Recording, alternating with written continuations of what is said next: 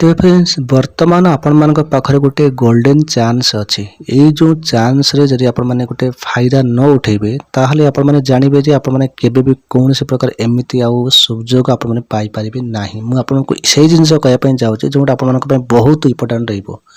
तबे देखंतु फ्रेंड्स आज को 2 वर्ष हो गला आपण माने समस्त अनै बसिजंती यूएसएपी आरबी को नेकी स्पेशली मु कहबी यूएसएपी आरबी को नेकी आउ अन्य जॉब कथा छाड़ू विशेष करके मुझे कहबी यही जॉब पाई प्रायतः पिला माने 2 लाख पाखापाखि पिला माने अपेक्षा कर 2 लाख पाखापाखि पिला माने जदि मु कहबी तो भिडियोटी जेहेतु गोटे गुरुत्वपूर्ण रहिबो मु समस्त को अनुरोध करबी आपण माने भिडियोटी संपूर्ण रूप देखिबे मोर कहबार कथा जदि आपन ठीक ठाक लागतबो ताहाले आपण माने निहात रे दिलु लाइक करबे आपन संग साथी को शेयर करबे आपण माने जॉब टे पाइले आपण माने चाकरी टे पाइले आपण मानकर परिवार आपण मानकर खुशी रहबा आपण माने निजर फ्यूचर आपण बनैबे तो मोर कौन बा फायदा मिलिबो एते सब रिस्क एते सब माने आपण मानकर हित पाई जो कथा मु आपन कहूची जोटा आपण मानक मु भलो रास्ता देखौची तो से भलो रास्ता रे आपण न जिबे क्षतिकार हबो मते किछि फरक पड़िबन। देखंतु आपण माने समस्त जानिचंती हम ओडिसा रे गुटे नंबर 1 गुटे बढ़िया डिफेंस चैनल थिले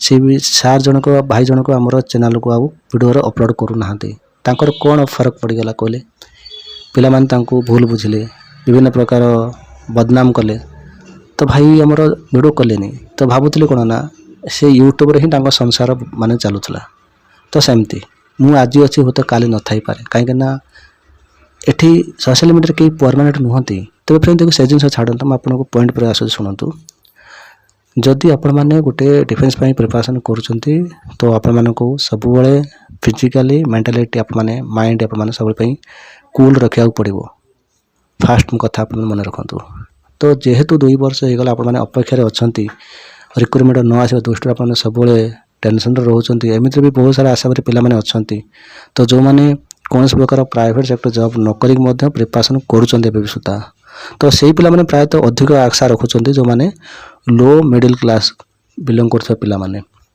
कहीं से हायर क्वालिफिकेशन ना जेहेतु से अन्य किसी जॉब चाहिए करें से योग्यता सेतिक अच्छी जो मैंने यही जॉब से एलिजिबल किंतु दुखर विषय है 2021 गोटे नुआ रूल्स करी फिजिकल टाको प्रथम माने लास्ट कले आ रिटर्न टाको फास्ट कले जेहेतु से माने गोटे अभिशाप आसी तो वर्तमान सुजोग अच्छी है आम मैंने समस्या बदल दे पारिबा। तो देखंतु वर्तमान सरकार जो आसीचंती नुआ सरकार आसीचंती गोटे बहुत भल सरकार आसीचंती साधारण लोक मानक कथा शुणुचंती साधारण लोकंक पाख जे मिसुचंती बसुचंती तांकर अभियोग मते नउचंती तो सेति मैं आपन को स्टार्टिंग रो कहितली तो केउंझर डिस्ट्रिक्ट जो पिला माने अछ गोटे ग्रीवांस गोटे लिखित आकर नेकी सार को दियो तुम मैंने भाविबे कोन ना आमे देबो ग्रीवांस सारा ओडिसा पिला माने फायदा पाइबे मते गोटे कथा कहू तो मु सोशल मीडिया आपन को इन्फॉर्मेशन दोचे आपन को भलो पई आपन को भला परामर्श दोचे आपन को पई किछि मु काम करूची मते कोन टाइम होचे आपन भावते हाँ आपन को यूट्यूब पैसा मिलथो आर यूट्यूब पैसा मिलथिले तो आज मु प्रत्येक दिन आपन को वीडियो करंती आउ यूट्यूब रे खाली पैसा जे मिलता लोक तो माने तो किछि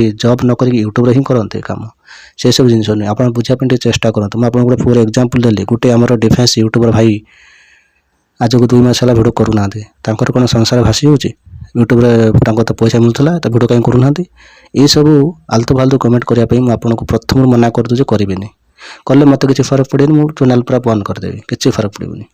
तो देखंतु वर्तमान समय अच्छी आप समस्त सुधरी जातु आप मैंने क्या कथा भिडियो देखिए हाँ रिक्रुटमेंट पलि आसो कि चिंता कर नुआ सरकार अरे कथार अच्छी छामु जहाँ देइथिले हर से ताको पाउ पाउ जीव बरसे माने गोटे कथा होची जे जदि गोटे सरकार कहीदेले कि प्रतिश्रुति देले हाँ आम एमती करूँ सेमती करूँ कि कार्यकारी हेले ही आम मैंने विश्वास करवा ना तो केते कौन सब आसूची केते कौन से भाया जाऊँगी किसी भी कार्यकारी हो पारुनी।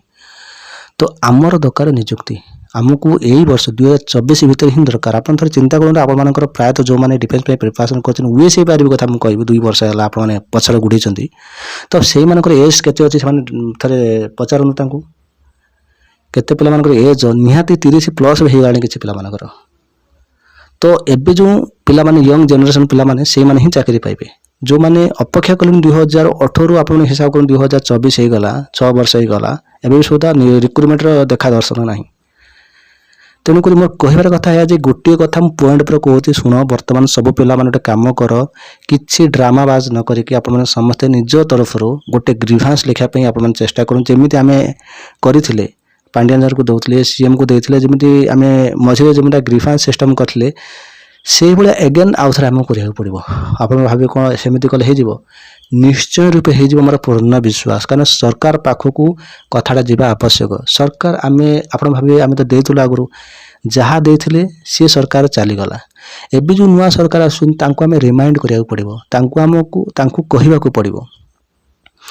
ଯଦି ଆପଣ ଚୁପଚାପ ବସିଯିବେ ତାହେଲେ ଆପଣମାନେ ବସନ୍ତୁ, କିଛି ନାହିଁ। ରିକ୍ରୁଟମେଣ୍ଟ ଯେବେ ଆସିବେ ଆପଣ ଫର୍ମ ପକାଇ, ସେଥିରେ କ'ଣ ଅଛି? ପ୍ରାୟତଃ ପିଲାମାନେ ଫର୍ଜରୀ ସାର୍ଟିଫିକେଟ୍ କରିଦେଉଛନ୍ତି। ଏଜ୍ ଯେଉଁମାନଙ୍କର ନାହିଁ ସେମାନେ ଆଉ ଗୋଟେ ସାର୍ଟିଫିକେଟ୍ କରିଦେଇକି ଫର୍ଜରୀ ସାର୍ଟିଫିକେଟ୍ କରିକି ପଶିଯାଉଛନ୍ତି। ଆପଣ ଜାଣିଛନ୍ତି ଆମ ଓଡ଼ିଶା ଗଭର୍ଣ୍ଣମେଣ୍ଟରେ ଯେତେ ସାରା ସବୁ ଡିଫେନ୍ସ ବିଭାଗର ଚାକିରି ଆସୁଛି ପ୍ରାୟତଃ କରପ୍ସନ୍ ହେଉଛି। ହେଉନି କାହିଁକି? ହେଉଛି, କିଛି ଜିନିଷଟା ହେଉଛି। ତେଣୁ କରିକି ଆପଣମାନଙ୍କ ଭଲ ପାଇଁ ମୁଁ କହୁଛି, ସମସ୍ତେ ଗୋଟେ କାମ କର, ଏକତା ହୁଅ। ତ ଗ୍ରିଭାନ୍ସ ଗୋଟେ ଆମେ କ୍ୟାମ୍ପେନ୍ କରିବା, ଯେଉଁଟାକି ଯେମିତି ଆମେ ପୋଷ୍ଟାଲ କ୍ୟାମ୍ପେନ୍ କରିଥିଲେ ସେମିତି ଗୋଟେ ପୋଷ୍ଟାଲ କ୍ୟାମ୍ପେନ୍ କରିବା। ତ ସେଇଟା ହେଲେ କ'ଣ ନା ଟିକେ ଠିକ୍ ରହିବ। ସରକାର ପାଖକୁ କଥା ଗଲା ପରେ ସରକାର ତାଙ୍କୁ ବିଚାରକୁ ନେବେ। ହଁ, ଏମିତି ଓଡ଼ିଶାର ଅଗଣିତ ଯୁବକ ଯୁବତୀମାନେ ଅଛନ୍ତି, ସେମାନଙ୍କର ନିଯୁକ୍ତିର ଆବଶ୍ୟକତା ଅଛି।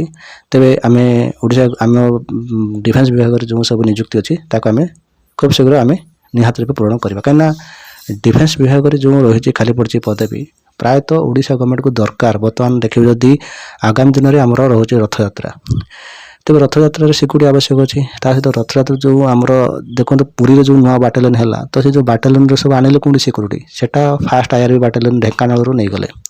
ତ ଯେଉଁ ବାଟାଲିୟନ୍ରୁ ସିକ୍ୟୁରିଟି ଗଲେ ସେଇ ଯେଉଁ ନୂଆ ବାଟାଲିୟନ୍କୁ, ତ ସେଇ ବାଟାଲିୟନ୍ ତ ଖାଲି ଥିବ ପଦବୀ ନା। ତ ଏଇସବୁ ଜିନିଷ ତାଙ୍କର ସିକ୍ୟୁରିଟି ଆବଶ୍ୟକ ଅଛି। ଆମ ଓଡ଼ିଶା ଗଭର୍ଣ୍ଣମେଣ୍ଟରେ ଯଦି ଦେଖିବା ଡିଫେନ୍ସ ବିଭାଗରେ ଅନେକ ପଦବୀ ଅଛି, ତ ସେଇଟା ପୂରଣ ହେବା ନିହାତି ଆବଶ୍ୟକ। ପୋଲିସ ଯଦି ନ ରହିବ ସାଧାରଣ ଲୋକମାନଙ୍କୁ କିଏ ମାନେ କ'ଣ ସେଫ୍ଟି କରିବେ, କିଏ ପ୍ରୋଟେକ୍ସନ୍ ଦେବେ? ତ ନିହାତି ରୂପେ ନିଯୁକ୍ତି ଆସିବ। କିନ୍ତୁ ନିଯୁକ୍ତି ଲେଟ୍ ଆସିବାର ମାନେ ଅସୁବିଧାଟା କ'ଣ ହେଉଛି ନା ଏଇ ଯେଉଁ ଏଜ୍ କଥା। କାହିଁକିନା ଗୋଟେ ଓଡ଼ିଶା ଗଭର୍ଣ୍ଣମେଣ୍ଟରେ ଆପଣମାନେ ଦେଖନ୍ତୁ, ଯେକୌଣସି ଗଭର୍ଣ୍ଣମେଣ୍ଟ ଜବ୍ ଦେଖନ୍ତୁ, ତାର ଗୋଟେ କ୍ରାଇଟେରିଆ ଅଛି, ଏଜ୍ର ଗୋଟେ କ୍ରାଇଟେରିଆ ଅଛି। କ୍ୱାଲିଫିକେସନ୍ କଥା ଛାଡ଼ନ୍ତୁ, କିନ୍ତୁ ଏଜ୍ ଥରେ ଚାଲିଗଲେ ପୁନର୍ବାର ସେଇ ଏଜ୍ ଆପଣମାନଙ୍କୁ ମିଳିବନି। ସମୟ ଗୋଟେ ଦିନ ପରେ ଆପଣ ବର୍ଷ ଗଲେ ଆପଣମାନଙ୍କୁ ଗୋଟେ ବର୍ଷ ଚାଲିଯାଉଛି। ତେଣୁକରି ମୋର କହିବାର କଥା ଏହା ଯେ, ତ ସମସ୍ତେ ଗୋଟେ କାମ କର, କମେଣ୍ଟ କରନ୍ତୁ ଏ ଭିଡ଼ିଓରେ ଆପଣମାନଙ୍କୁ ମୋ କଥା ଠିକ୍ ଲାଗୁଛି କି। ବର୍ତ୍ତମାନ ଦେଖନ୍ତୁ ଆମର ଯେଉଁ ନୂଆ ସିଏମ୍ ଅଛନ୍ତି, ସେ ବର୍ତ୍ତମାନ ଆମର ଗୃହ ବିଭାଗ ଯେଉଁ ରହୁଛି ତା ସହିତ ଅର୍ଥ ଜଳ ସମ୍ପଦ ଯୋଜନା ସମନ୍ୱୟରେ ସେ ଅଛନ୍ତି, ଯେଉଁଟାକି ବିଭାଗରେ ଅଛନ୍ତି। ଆଉ ଯେଉଁ ବିଭାଗରେ ଦାୟିତ୍ୱ ନେଇଛନ୍ତି ଇମ୍ପୋର୍ଟାଣ୍ଟ ବିଭାଗ। ତ ଆପଣମାନେ ଯଦି ଏହି ସମୟରେ ଯଦି ଆପଣମାନେ ଗୋଟେ ସୁଯୋଗକୁ ଯଦି ଆପଣମାନେ ହାତଛଡ଼ା କରିବେ ତାହେଲେ ଆପଣ ହଇରାଣ ହେବେ ହିଁ ହେବେ। କାହିଁକିନା ଯଦି ମୁଁ କହିବି ସ୍ପେଶାଲି ଏଜ୍ କଥା ଯଦି କହିବା, କାହିଁକିନା ଆମେମାନେ ସମସ୍ତଙ୍କର ଗୋଟେ ଡିମାଣ୍ଡ ଅଛି କି ଆମକୁ କୋଭିଡ଼ ଏଜୁକେସନ୍ ଦରକାର। ଓଡ଼ିଶା ପୋଲିସରେ ଯେତେବେଳେ ଆପଣମାନେ ପ୍ରୋଟେଷ୍ଟ କରିଥିଲେ, ହାଇକୋର୍ଟରେ ଆପଣ ଦ୍ୱାରସ୍ଥ ହୋଇଥିଲେ, ସେତେବେଳେ ଆପଣଙ୍କୁ ଏଜ୍ ମିଳିଥିଲା। କିନ୍ତୁ ତାପରେ ଯେତେବେଳେ ଆପଣମାନେ କୌଣସି ଏଜ୍କୁ ନେଇକି ଆପଣମାନେ ଡିମାଣ୍ଡ କରୁଛନ୍ତି, ତ ଓଡ଼ିଶା ଗଭର୍ଣ୍ଣମେଣ୍ଟ ଦେଉନାହିଁ। କାହିଁକିନା ଓଡ଼ିଶା ଗଭର୍ଣ୍ଣମେଣ୍ଟ ଦେଉନଥିଲା ସେତେବେଳେ। ଯେହେତୁ ନୂଆ ଗଭର୍ଣ୍ଣମେଣ୍ଟ ଆସିଲା, ଆମେ ତାଙ୍କୁ କହିପାରିବା କି ସେଣ୍ଟ୍ରାଲ ଯଦି ଦେଉଛି ଆମକୁ କାହିଁକି ନ ମିଳିପାରିବ। ତ ସେଇ ଜିନିଷଟା ଆମେ କହିଲେ ବି ହେଇପାରିବ। କିନ୍ତୁ କୋଭିଡ଼ ରେଜୁଲେସନ୍ କୋଭିଡ଼ କେବେଠୁ ଗଲାଣି, ଯଦି ସେଇ ଜିନିଷକୁ ଯଦି ଆପଣମାନେ ଭାବିବେ ନାହିଁ କୋଭିଡ଼ ରେଜୁଲେସନ୍ ଆମକୁ ଗଭର୍ଣ୍ଣମେଣ୍ଟ ଆପେ ଆପେ ଦେଇଦେବ, କେବେ ବି ଦେବନି। ତେଣୁ ଆପଣମାନଙ୍କୁ ତାଙ୍କୁ ରିମାଇଣ୍ଡ କରିବାକୁ ପଡ଼ିବ, ତାଙ୍କୁ ଅଭିଯୋଗ କରିବାକୁ ପଡ଼ିବ। ଦେଖନ୍ତୁ ମୁଁ କହିଲି ନା, ପେଟରେ ଯଦି ଭୋକ ଅଛି ଆପଣମାନେ ଯଦି ନ କହିବେ, ଆପଣମାନଙ୍କୁ କାହାକୁ ଯଦି ନ କହିବେ କିଏ ଜାଣିବେ ଆପଣଙ୍କ ପେଟରେ ଭୋକ ଅଛି ବୋଲିକି। ତ ସେଥିପାଇଁ ଆପଣଙ୍କ ନିଜ ପେଟରେ ଯେଉଁ ଭୋକ ଅଛି ତାକୁ ଆପଣମାନେ ଆଗକୁ ଆଣିବାକୁ ପଡ଼ିବ, ମାନେ ସେମିତି କିଛି କରିବାକୁ ପଡ଼ିବ, ତାହେଲେ ହିଁ ଆପଣମାନଙ୍କ ପେଟ ପୁରିବ।